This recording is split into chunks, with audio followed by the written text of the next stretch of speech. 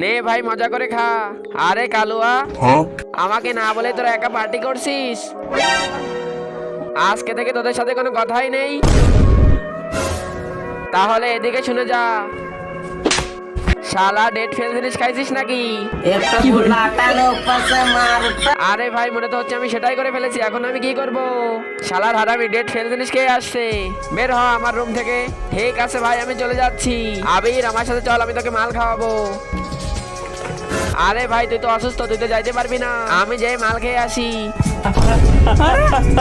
আরে ভাই তোর এখন আবার কি হলো?